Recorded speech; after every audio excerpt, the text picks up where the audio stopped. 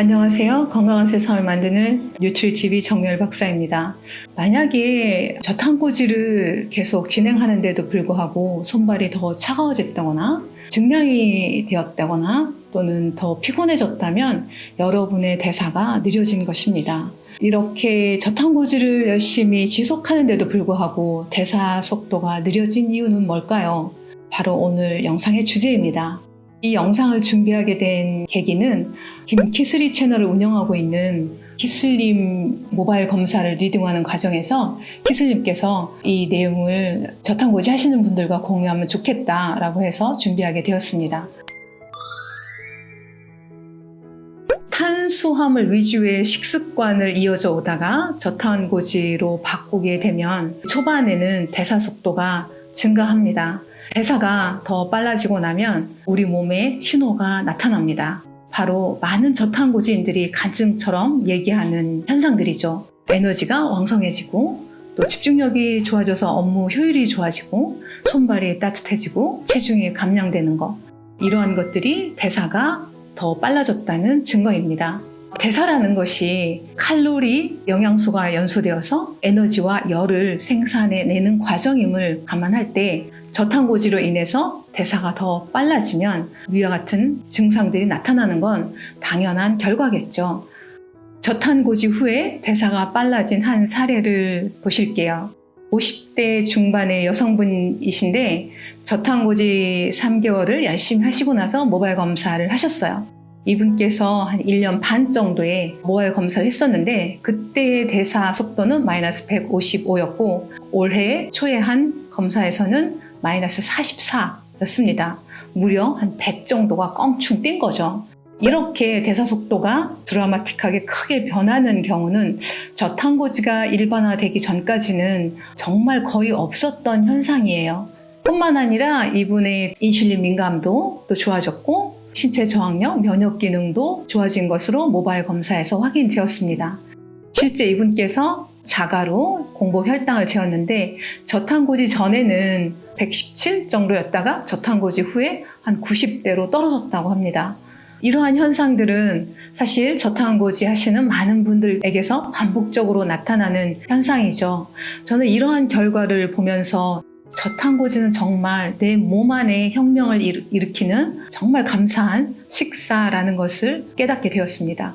그런데 안타깝게도 저탄고지를 열심히 지속함에도 불구하고 초반에 그 에너지와 손발 따뜻함 이런 것들은 없어지고 대사가 더 느려지는 경우가 있습니다. 바로 무리하게 하루 한 끼 먹는 것과 같은 간헐적 단식을 오래 유지하는 경우, 또 야채를 충분히 먹지 않는 엄격한 키토식을 오래 지속하는 경우, 또 음주를 습관적으로 자주 많이 드시는 경우, 새벽 한두 시에 취침하는 것과 같은 수면 습관이 건강하지 않은 경우, 또 운동을 너무 강박적으로 많은 시간 과하게 하는 경우, 또 스트레스가 매우 심한 경우에 저탄고지를 지속함에도 불구하고 대사가 다시 더 느려질 수 있습니다.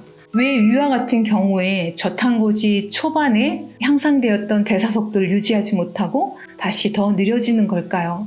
대사라는 것은 조절 영양소의 도움으로 칼로리 영양소가 연소되는 것입니다.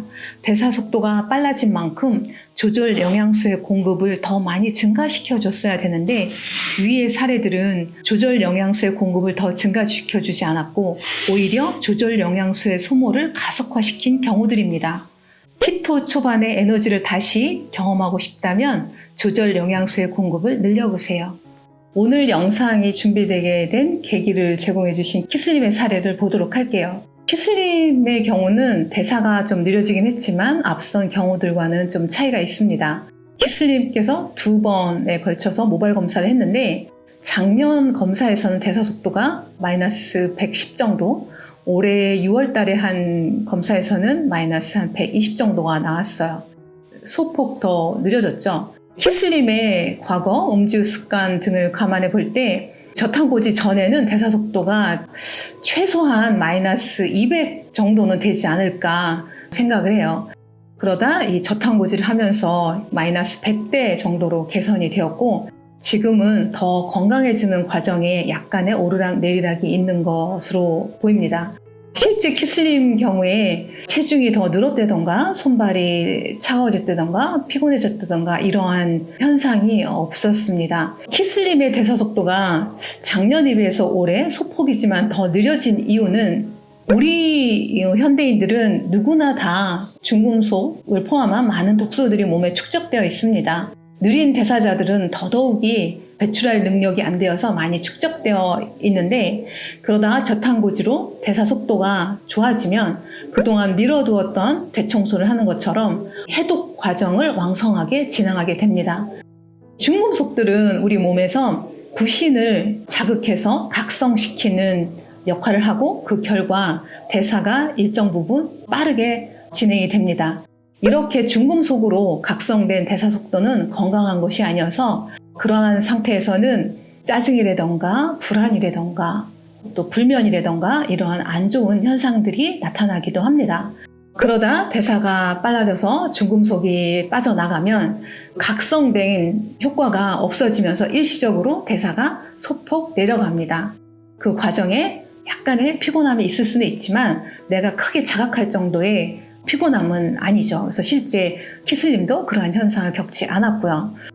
또한 키슬림 경우에 중금속들이 빠져나가게 되면 세포 산화나 손상이나 염증 수치가 좋아지고 또 그 결과 인슐린 민감도라든가 신체 저항력, 스트레스 민감도들이 좋아지는데 실제로도 검사 결과상으로도 그러한 결과가 나타났습니다.